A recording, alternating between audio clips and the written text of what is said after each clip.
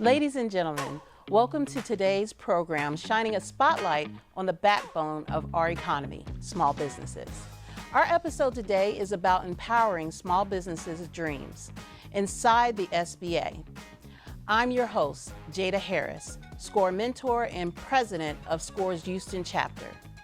Established in 1953, the Small Business Administration, also known as the SBA, was established to support the needs of small businesses in the United States. The SBA assists entrepreneurs at every stage of business, from conception through growth. No matter where you find yourself in your business journey, the SBA is a resource on the federal level for entrepreneurs and small businesses. To empower entrepreneurs and the small business community, the SBA facilitates connections between organizations within the small business ecosystem. Throughout every stage of the business life cycle, from inception to growth, the SBA offers invaluable support and guidance. The SBA accomplishes providing guidance through the 3 C's: counseling, capital, and contracting. Today, we're privileged to welcome 3 distinguished experts, each specializing in one of these vital areas.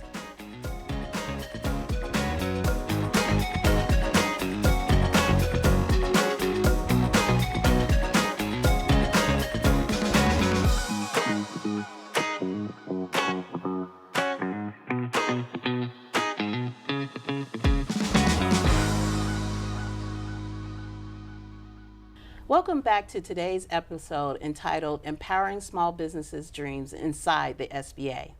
Now we'll begin on the first C of the SBA, counseling.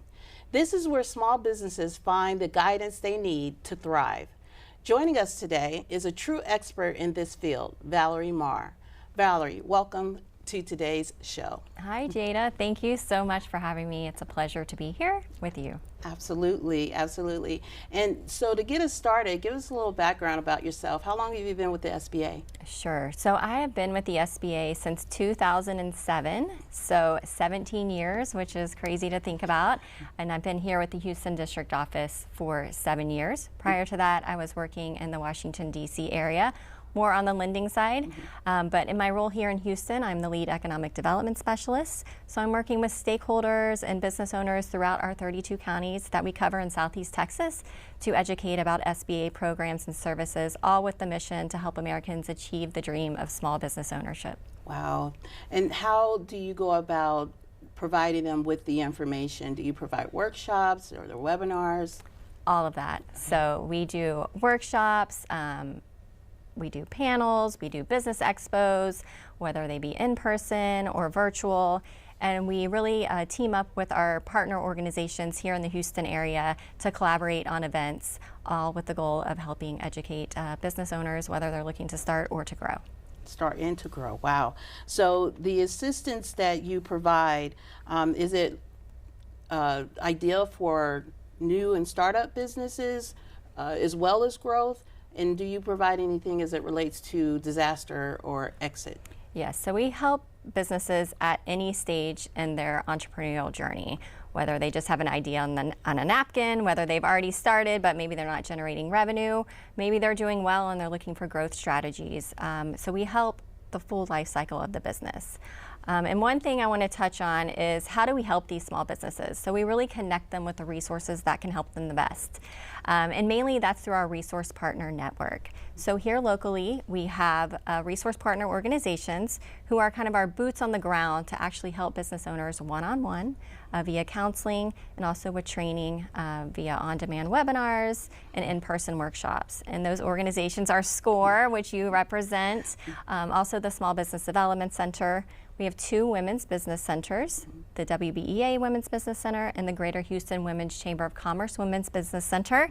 And for any veterans listening, we have the Veteran Business Outreach Center. So all these organizations provide one-on-one consulting and advising at no charge, as well as the educational workshops, both on demand and in person. So just to give you an example of more specifically what they can help with, for example, maybe a business owner needs a business plan.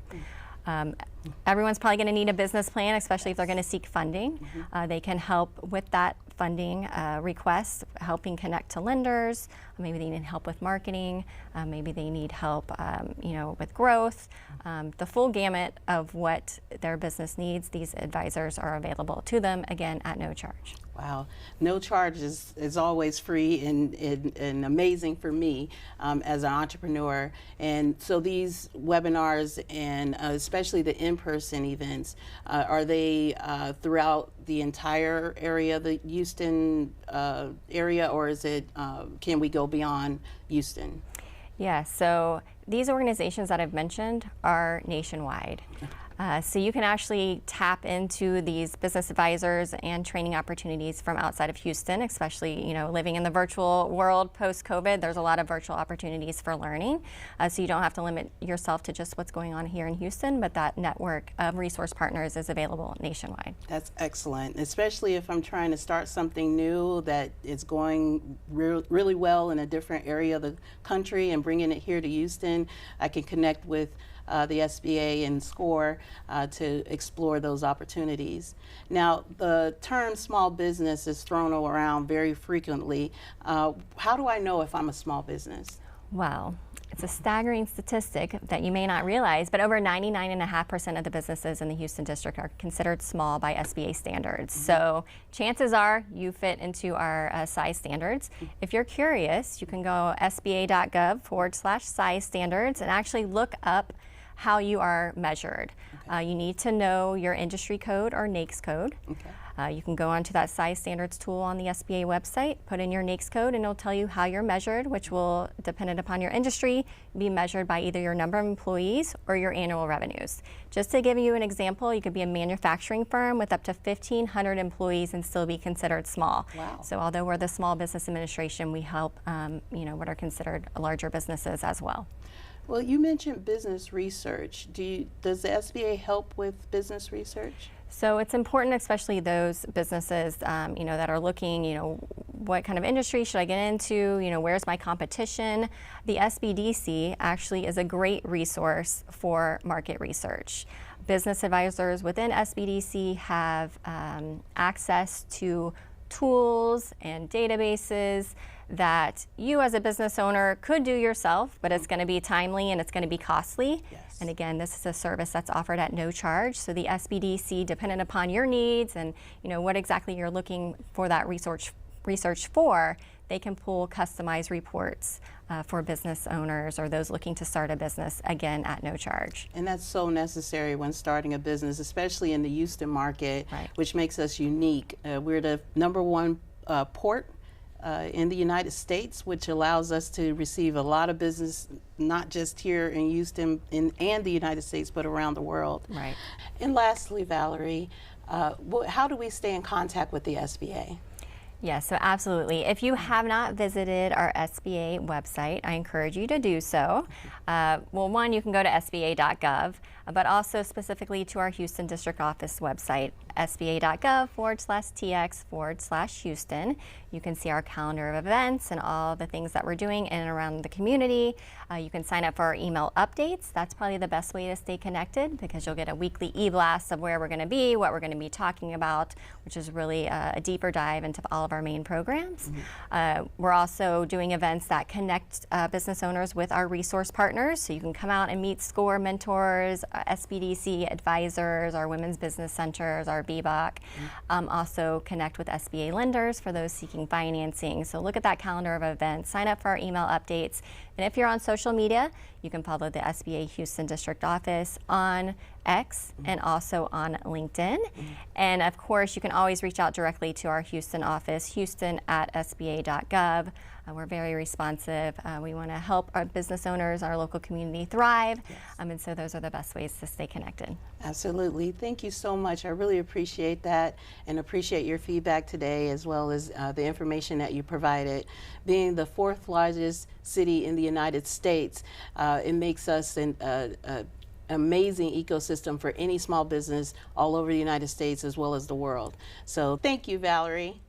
We're going to take a short break now, but don't go anywhere. When we come back, we will discuss the second C of the SBA mission. Stay tuned.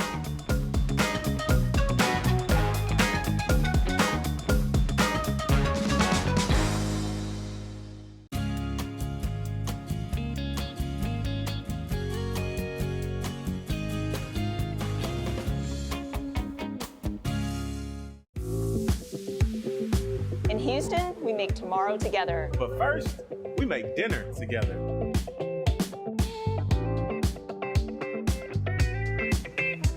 We mix ingredients and cultures.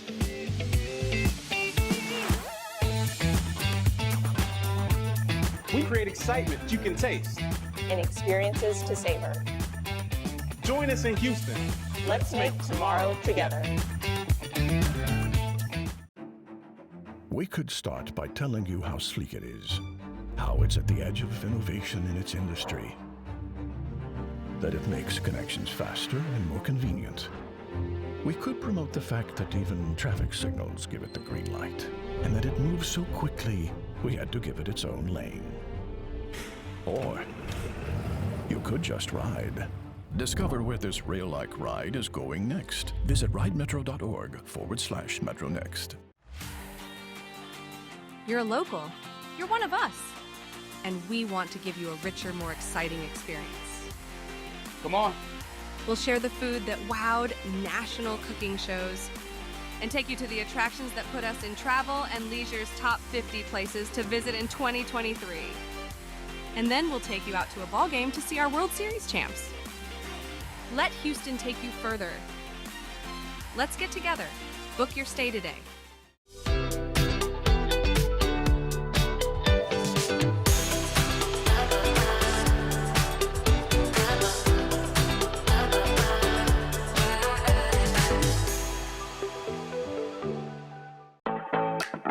We are a city of collaborators who build on one another's inspirations, strengths, and cultures to shape a future we all can share. Together, we are more than 7 million ingredients that make something that cannot be discovered, tasted, or invented anywhere else. Come on. A movement, a moment, a future. Come on. We cannot wait to make tomorrow together. Sam Houston Park is picturesque with waddling ducks and 9 frozen-in-time historic buildings.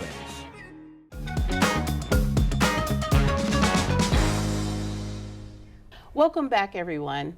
Now let's continue our discussion about the SBA. Understanding the 3 C's in SBA is crucial, especially when there are many aspiring small business entrepreneurs who don't know where to start. One common question when starting a business is about capital. To discuss this, let me introduce Mr. Winston Labbe, the new Deputy Director of SBA Houston and the expert in lender relations.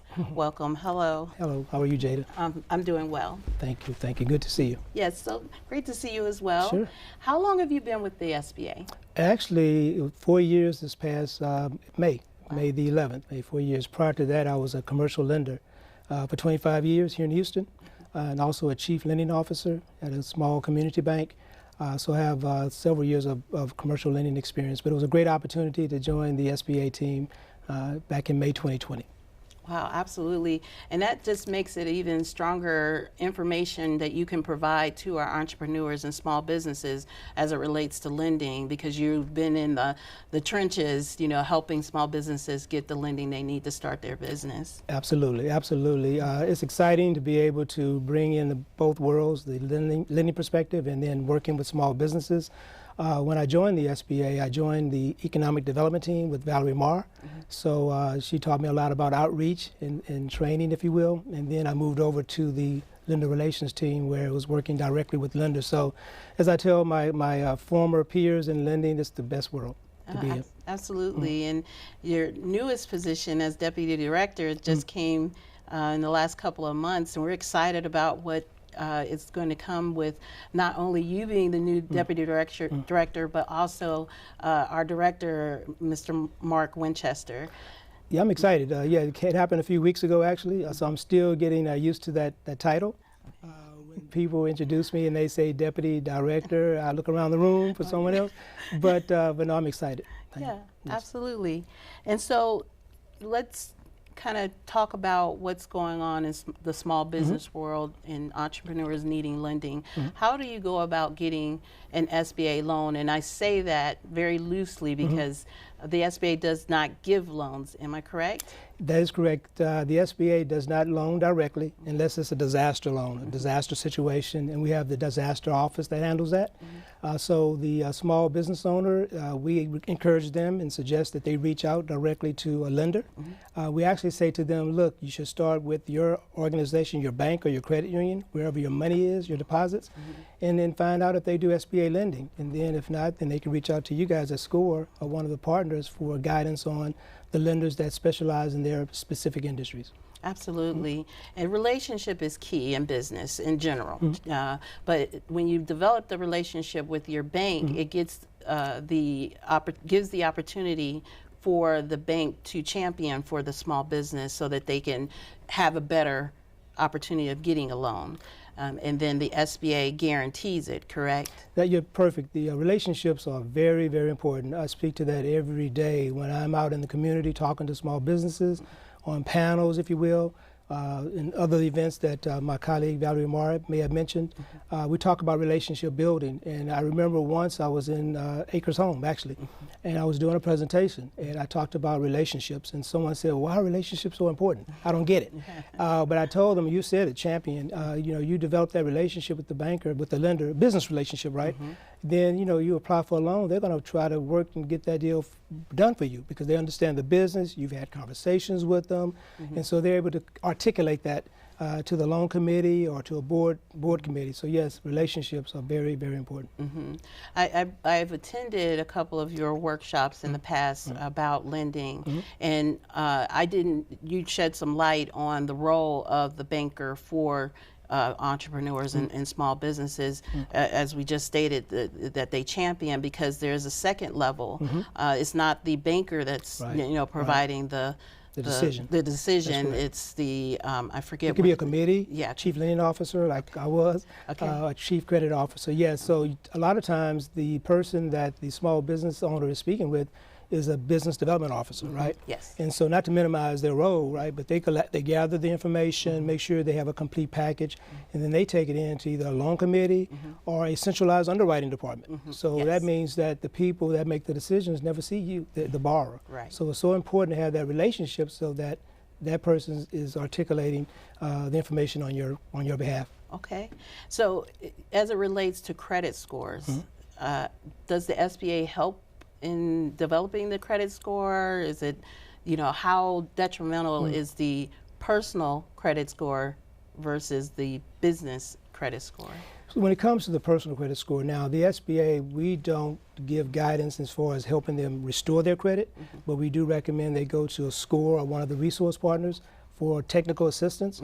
And then there are two lenders, micro lenders in Houston, People Fund and Lift Fund, if I could mention their names. They provide technical assistance as well, but the personal credit is most important.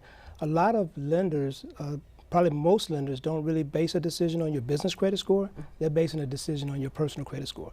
Now there are times they will pull your business credit to see what trades you have out there, to see if you have any judgments against those, from those organizations, but otherwise, yes, your personal credit. Yeah, that's key, because a lot of people think, okay, I can start over if I just start a business, but your personal credit needs if it needs work, you need to work on it before you can move with your business. That's such valuable information for any small business in order for them to make sure that their personal credit is in order so that it'll lend to their business. As a matter of fact, some of the lending opportunities that are in Houston are widespread, and how SCORE is helping with that is that we're having our 60th anniversary pitch competition. And so participants have the opportunity to win $20,000, $10,000 and $5,000. That's awesome. So that is an opportunity if you're waiting on that bank loan to get your business plan and information together through SCORE so that you can pitch, and that's coming up October 3rd. And it's going to be held at HCC A-Leaf Hayes location. That's great. Thank you, Winston. For our next segment, and for the final C of the 3 C's of SBA, we will be discussing contracting with Mr. Miguel Ruiz, the go-to person for any questions about contracting. So stay tuned as we go deeper into the topic in the upcoming segment after our short break.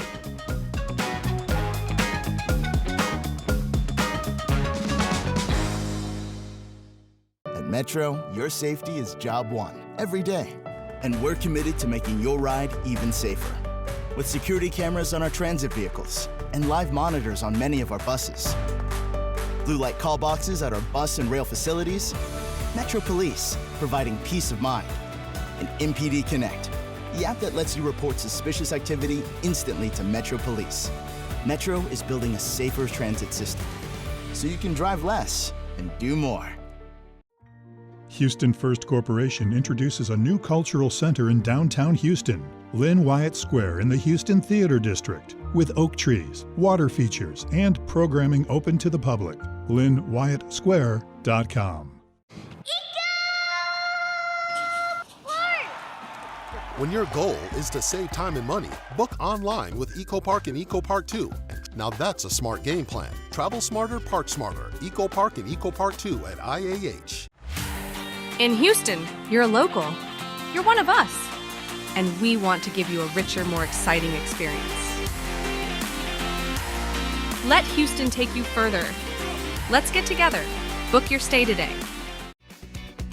You could eat every night of the week in Houston and only scratch the surface of all the different types of cuisines that we have here. There's so much to explore. The best way to take it is just neighborhood at a time. Each neighborhood has its own specialty, and there's just so much to learn. It's one of the best things about food is that you can never learn it all.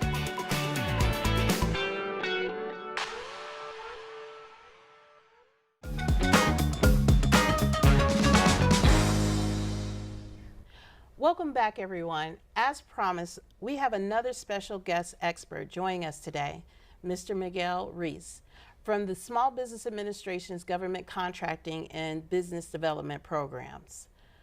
To shed light on the topic of contracting, Miguel will bring a wealth of knowledge and experience in this field, and we're excited to dive into this important subject with him. So let's get started. Hi, Miguel. Thanks for being here today. Thank you for having me. Yeah, absolutely. So I understand that you're a veteran. Is that right? No, okay. Winston's the veteran. Okay, Winston's the Winston veteran. And Mark, yeah. Okay, but you're from the veteran, your family is from a veteran community, is that right? That is correct. Okay, That's correct. Absolutely. So I know you have a heart for our veteran entrepreneurs and small businesses. I do. Absolutely. So how long have you been with the SBA? Wow, I'm second generation, so it's one of those things where I don't know any better. But 32 years officially come September, and then the last 20 years have been overseeing the government contracting. Wow. With stints of overseeing the lending programs twice during that time. Wow, and that's here in Houston or in different areas? I started out in disaster for Hurricane Andrew and then transferred to the Houston office in March of 93. 93, wow. I think my daughter is 30, so now she's the 31 years, that's amazing. Yeah. Wow, so as it relates to contracting with the government, you're at the federal level, right? Right. But in your position, you help businesses at every level. Is that correct?